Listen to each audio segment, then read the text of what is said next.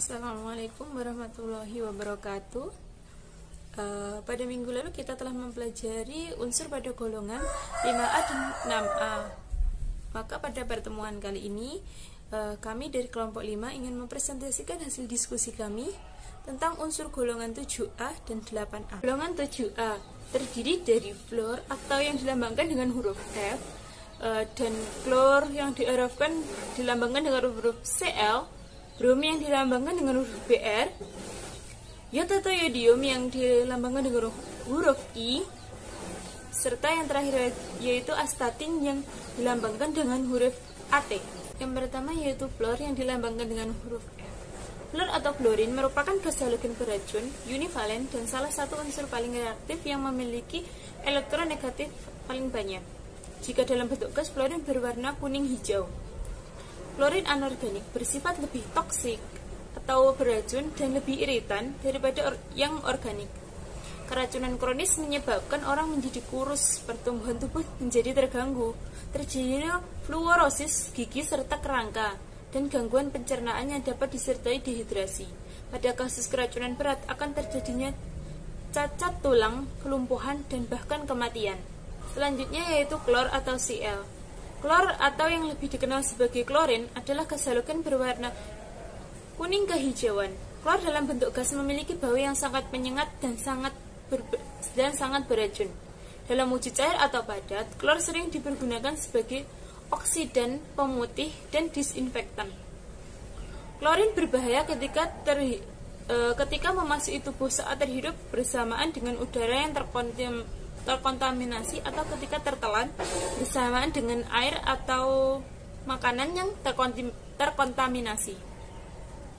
Menghirup uap klorin bisa merugikan sistem pernapasan. Keluhan akan bervariasi mulai dari batuk, nyeri dada, serta retensi air dalam paru-paru. Selanjutnya yaitu brom atau Br. Brom atau bromin adalah unsur dari deret kimia halogen ini, berwujud cair berwarna merah pada suhu kamar dan memiliki reaktivitas di selang klor dan yodium. Dalam wujud cair, zat ini bersifat korosif terhadap jaringan sel manusia dan uapnya mengakibatkan iritasi pada mata dan tenggorokan. Dalam wujud gas, bromin bersifat toksin atau beracun. Brom organik yang menyebabkan kerusakan berbagai organ seperti hati, ginjal, paru-paru, serta memicu gangguan perut dan pencernaan. Beberapa senyawa brom organik seperti etilena bromin bahkan bisa menyebabkan kanker. Iod atau Iod atau iodium atau yodium merupakan halogen yang reaktivitasnya sangat rendah dan sangat bersifat elektropositif. Iod adalah padatan berkilauan berwarna hitam kebiru-biruan, menguap pada suhu kamar menjadi gas ungu biru dengan bau yang menyengat. Penanganan iod harus hati-hati karena kontak dengan kulit dapat menyebabkan luka. Uap iod yang sangat iritan terhadap mata dan membran berlendir. Konsentrasi iod di udara masih diizinkan dalam 1 mg per meter kubik selama 8 jam kerja per hari atau kurang dari 40 jam per minggu. Selanjutnya yaitu astatin. Astatin merupakan halogen yang memegang rekor terlangka di dunia. Unsur ini muncul sebagai produk peluruhan dari unsur lain, yaitu uranium-235 dan uranium-238. Unsur astatin memiliki sifat radioaktifnya yang sangat tinggi, maka unsur ini akan langsung menguap ketika selesainya proses peluruhan elemen asalnya. Selanjutnya itu sifat kimia unsur-unsur golongan 7A. Unsur golongan 7A memiliki konfigurasi elektron Ns2-Np5 dan merupakan unsur yang paling elektronegatif. Unsur halogen selalu memiliki bilangan min 1, kecuali fluor yang selalu univalen. Titik leleh dan titik gidih bertambah jika nomor atomnya bertambah. Hal ini karena molekul yang lebih besar mempunyai gaya tarik-menarik atau van der Waals yang lebih besar. Energi ikatan X2 atau kalor disosiasi berkurang jika atom bertambah besar. Kecenderungan ini hanya dapat diamati untuk Cl2, Br atau brom, dan I2. Energi ikatan F2 sangat rendah karena terjadi tolak-menolak antara elektron tak terikat. Hal ini yang menyebabkan F2 sangat reaktif. Energi ionisasi unsur halogen sangat tinggi dan yang paling tinggi adalah fluor. Molekul halogen berwarna karena menyerap sinar tampak sebagai hasil eksitasi. Unsur-unsur ini adalah oksidator kuat dan mempunyai potensial elektronegatif. Unsur halogen mudah dikenali dari bau dan warnanya. Halogen umumnya berbau menyengat, terutama klorin dan bromin, atau bromos artinya pesing. Kedua gas ini bersifat racun, sehingga harus ditangani secara hati-hati. Jika wadah bromin bocor, maka dalam beberapa saat ruangan akan tampak coklat kemerahan. Kenaikan titik leleh dan titik didih dari dalam tabel periodik disebabkan gaya London di antara molekul halogen yang makin meningkat dengan bertambahnya panjang ikatan. Gaya berbanding lurus dengan jarak atau panjang ikatan. Sifat kimia golongan 7A, fluor dan klor membantu reaksi pembakaran dengan cara seperti oksigen. Brom berupa cairan merah tua pada suhu kamar mempunyai tekanan uap yang tinggi. Fluor dan klor biasanya berupa gas. Reaksi halogen dengan air. Semua unsur halogen kecuali fluor berdisproporsionasi dalam air. Artinya, dalam reaksi halogen dengan air, maka sebagian zat teroksidasi dan sebagian lainnya tereduksi. Fluorin bereaksi sempurna dengan air menghasilkan asam fluorida dan oksigen. Fluorin dengan larutan NaOH encer menghasilkan gas F2O, sedangkan dengan NaOH pekat menghasilkan gas O2. Cl2, Br2, dan I2 tidak melarut dengan baik dalam air. Reaksinya lambat. Reaksi yang terjadi adalah reaksi redoks. Jika klorin dan bromin dilarutkan dalam air yang mengandung OH- atau basa, maka kelarutan makin bertambah. Ion ClO- merupakan bahan aktif zat pemutih. Senyawa NaClO digunakan sebagai zat pemutih kertas, pulp, tekstil, dan bahan pakaian. Reaksi halogen dengan hidrogen. Halogen bereaksi dengan hidrogen membentuk hidrogen halida secara umum. Reaksi F2 dan Cl2 dengan hidrogen disertai dengan ledakan, tetapi bromin dan iodin bereaksi dengan lambat. Reaksi sesama halogen. Reaksi sesama halogen menghasilkan senyawa yang dinamakan senyawa antarhalogen. Unsur yang lebih elektronegatif sebagai zat oksidator dan diberi bilangan oksidatif negatif dalam senyawanya. Senyawa-senyawa antarhalogen bersifat diamagnetik dan merupakan oksidator kuat. Senyawa antarhalogen dapat mengalami reaksi hidrolisis. Reaksi halogen dengan logam. Halogen bereaksi dengan kebanyakan logam. Bromin dan iodin tidak bereaksi dengan emas, platinum, atau beberapa logam mulia lainnya. Reaksi halogen dengan non-logam dan metaloid tertentu. Halogen bereaksi secara langsung dengan sejumlah non-logam dan metaloid. Unsur non-logam fosfor dan metaloid boron, arsen, dan stirium, misalnya Y, bereaksi dengan unsur halogen X. Reaksi yang terjadi 3x2 plus 2Y menjadi 2y x3 jika halogennya terbatas. 5x2 plus 2y menjadi 2x2y x5 jika halogennya berlebihan. Kereaktifan golongan halogen menurun secara teratur mulai fluor hingga ion. Kereaktifan ini dikaitkan dengan kemampuannya menerima elektron membentuk ion negatif. Perhatikan harga afinitas elektron pada gambar di samping. Harga afinitas elektron dari atas ke bawah berkurang. Hal ini karena makin bertambahnya jari-jari atomnya, sehingga gaya tarik inti terhadap elektron terluar semakin berkurang. Daya oksidasi halogen dari atas ke bawah makin berkurang. Jadi, iod merupakan reduktor terkuat dan daya oksidasi ini dapat dilihat dari harga potensial elektronnya. Oleh karena unsur halogen mudah menerima elektron, maka semua unsur halogen mudah menerima elektron, maka semua unsur halogen merupakan oksidator kuat. Kekuatan oksidator halogen menurun dari atas ke bawah dalam tabel periodik. Berdasarkan data potensial reduksi standar dapat disimpulkan bahwa F2 merupakan oksidator paling kuat. Oleh karena itu, unsur halogen dapat mengoksidasi halogen lain yang terletak di bawahnya dalam tabel periodik, tetapi reaksinya kembalinya tidak terjadi. Kekuatan oksidator F2, Cl2, Br, dan I2 dapat dilihat dari reaksi antar halogen. Gas fluorin dapat mengoksidasi unsur-unsur halogen yang berada di bawahnya. Selanjutnya akan dijelaskan teman saya, yaitu Mas Vicky. Silakan. Baik, di sini saya akan melanjutkan materi yang selanjutnya, yaitu golongan 8A atau yang sering disebut dengan gas mulia. Untuk jenis-jenis unsur yang ada pada golongan 8A atau gas mulia ini ada 6, yaitu yang pertama adalah helium, di mana helium dilambangkan dengan He dengan nomor atom yaitu 2 dan massa atom 4 gram per mol. Helium merupakan unsur kimia yang tak berwarna, tak berbau, tak berasa, tak beracun, hampir inert, monoatomik, dan merupakan unsur pertama pada seri gas mulia dalam tabel periodik unsur. Kemudian unsur yang kedua adalah neon, dilambangkan dengan Ne dengan nomor atom 10 dan massa atom 20,18. Neon termasuk kelompok gas mulia yang tak berwarna dan lembab atau inert. Unsur ini memberikan pendar khas kemerahan jika digunakan di tabung hampa dan juga lampu neon.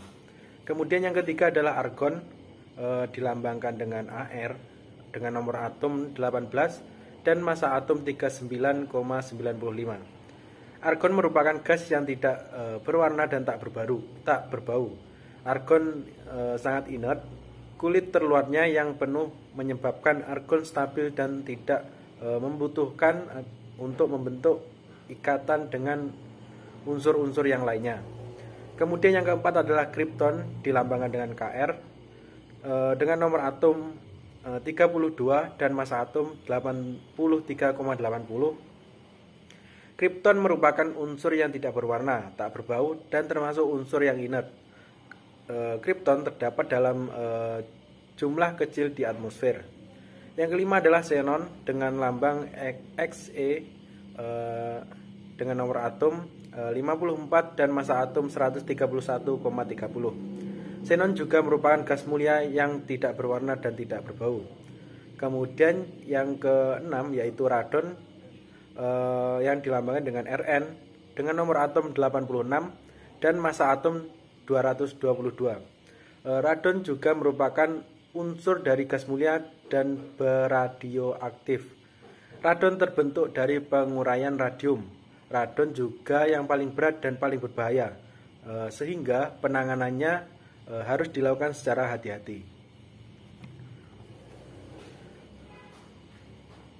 Untuk keberadaan jenis-jenis unsur yang ada pada golongan 8A ini, yang pertama adalah helium dengan volume di udara 0,000524%, kemudian Ne dengan 0,00182 dan Ar 0,934%, kemudian Kr 0,00114, Xe 0,000087 dan Rn hampir tidak ada.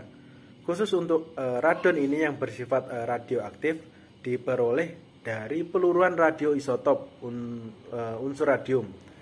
Helium selain dari udara juga dapat diperoleh dari sumber gas alam dan peluruan radioaktif yang menghasilkan partikel alfa. Argon yang paling banyak terdapat di udara, namun yang paling banyak di alam semesta adalah helium. Kemudian selanjutnya adalah sifat fisika, di mana ini dapat dilihat dalam tabel tersebut. Ada jari-jari atom, kemudian ada energi ionisasi, afinitas elektron, titik didih, titik leleh, dan juga warna. Untuk angkanya dapat dilihat dalam tabel. Sedikit penjelasan, jari-jari atom yang kecil yang dalam satu golongan semakin ke atas semakin kecil mempunyai energi ionisasi besar. Hal ini berarti elektron pada unsur-unsur gas mulia tersebut sangat sukar dilepaskan. Elektron terluar relatif lebih tertarik ke inti atom. Oleh sebab itu, atom-atom gas mulia sangat sukar untuk bereaksi. Dari atas ke bawah, jari-jari atom semakin besar.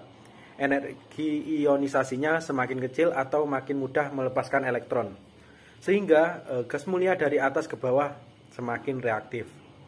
Kestabilan unsur-unsur golongan gas mulia dan semakin besarnya harga energi ionisasi suatu atom menyebabkan unsur-unsur gas mulia sukar membentuk ion atau terionisasi. Artinya, sukar untuk melepaskan elektron agar berubah menjadi ion positif. Selain itu, makin besar ukuran sebuah atom, makin mudah melepas elektron kulit terluarnya karena jaraknya makin jauh dari intinya yang bermuatan positif. Yang selanjutnya, sifat fisika yang berkaitan dengan titik didih dan titik leleh. Unsur-unsur gas mulia ini lebih kecil dari pada suhu kamar, yaitu 25 derajat Celcius atau 298 Kelvin. Sehingga seluruh unsur gas mulia berwujud gas. Karena kestabilan unsur-unsur gas mulia, maka di alam berada dalam bentuk monoatomik. Titik leleh dan titik didih unsur-unsur gas mulia perbedaannya sangat sedikit. Misalnya neon meleleh pada suhu minus 249 derajat Celcius dan mendidih pada suhu minus 246 derajat Celcius karena gaya tarik atom-atom gas mulia sangat kecil. Ada pula hal penting yang menyebabkan gas mulia amat stabil, yaitu konfigurasi elektronnya. Elektron valensi gas mulia sudah memenuhi kaidah duplet untuk He dan kaidah oktet untuk Ne, Ar, Kr, Xe, dan juga Rn. Konfigurasi tersebut merupakan konfigurasi elektronnya stabil, sebab semua elektron pada kulitnya sudah berpasangan. Oleh sebab itu, tidak memungkinkan terbentuknya ikatan kovalen dengan atom lain. Energi ionisasi yang tinggi menyebabkan gas mulia sukar menjadi ion positif dan berarti sukar membentuk senyawa secara ionik. Kemudian yang selanjutnya adalah sifat kimia. Yang pertama, sifat kimia dari helium, di mana helium ini sangat stabil di alam sehingga selalu dalam keadaan gas monoatomik dengan bilangan oksidasi sama dengan 0. Begitu juga dengan neon dan argon. Neon bersifat sangat stabil di alam sehingga selalu dalam keadaan gas monoatomik dan memiliki bilangan oksidasi sama dengan 0. Argon juga begitu, sangat stabil di alam sehingga selalu dalam keadaan gas monoatomik dan memiliki bilangan oksidasi sama dengan 0. Yang selanjutnya adalah sifat kimia dari kripton. Ketika dicampurkan kripton dan fluorin, didinginkan pada suhu minus 196 derajat Celcius dan diberi loncatan listrik, maka akan terjadi reaksi penggabungan yang akan menghasilkan kripton 2 fluorida atau KrF2. Senyawa ini akan terurai dengan pemanasan pada suhu ruangan. Kripton tidak bereaksi dengan halogen lainnya, di mana untuk reaksi kimianya yaitu Kr plus F2 sama menghasilkan KrF2. Yang selanjutnya adalah sifat kimia dari xenon. Reaksi dengan fluorin dengan halogen lain tidak menghasilkan reaksi. Untuk reaksinya dapat dilihat Xe plus 2F2 menghasilkan XeF4. Kemudian XeF2 menghasilkan XeF2. Xe plus 3F2 menghasilkan XeF6. Kemudian di sini reaksi dengan oksigen. Xenon trioksida dibentuk dalam hidrolisis XeF4 dan XeF6. Untuk reaksinya 3XeF4 plus 6H2O menjadi XeO3 plus 2Xe plus 3/2O2 plus 12HF. Dan juga XeF6 plus 3H2O menjadi XeO3 plus 6HF. Yang selanjutnya adalah sifat kimia radon. Radon tidak mudah bereaksi secara kimia, akan tetapi bersifat radioaktif. Kemudian yang selanjutnya adalah kegunaan unsur golongan 8A. Yang pertama adalah helium. Helium digunakan sebagai pengisi balon udara karena ringan dan tidak reaktif. Sebelumnya, balon udara menggunakan hidrogen yang sangat ringan namun mudah terbakar. Kemudian yang kedua adalah campuran 80% volume helium dan 20% volume oksigen digunakan untuk pernapasan bagi para penyelam atau yang bekerja di bawah tekanan tinggi, menggantikan udara yang mengandung nitrogen. Kemudian kegunaan dari Ne atau neon.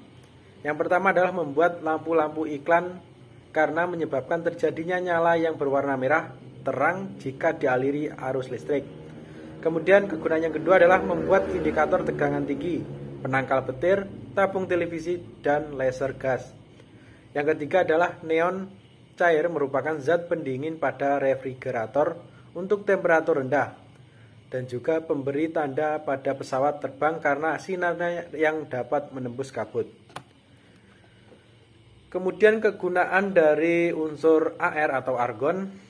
Yang pertama adalah pengisi bola lampu pijar karena pada temperatur tinggi argon tidak bereaksi dengan wolfram sehingga kawat lampu tidak cepat putus. Kemudian yang kedua adalah mengelas stainless steel. Kemudian yang selanjutnya adalah kegunaan dari Kr atau krypton, yaitu sebagai pengisi bola lampu seperti argon untuk lampu kilat foto berkecepatan tinggi. Kemudian yang selanjutnya adalah kegunaan dari Xe atau xenon. Yang pertama adalah digunakan dalam pembuatan lampu untuk bakterisida atau pembunuh bakteri. Kegunaan yang kedua adalah pembuatan tabung elektron. Yang selanjutnya adalah kegunaan dari unsur Rn atau radon. Yang pertama, radon ini digunakan untuk sumber radiasi pada pengobatan penyakit kanker. Kemudian yang kedua adalah sebagai sistem peringatan gempa. Karena bila lempengan bumi bergerak, kadar radon akan berubah sehingga bisa diketahui bila adanya gempa dari perubahan kadar radon. Mungkin itu yang dapat kami sampaikan. Bila ada kekurangan mohon maaf. Wallahul muwaffiq ila aqwamit thoriq. Assalamualaikum warahmatullahi wabarakatuh.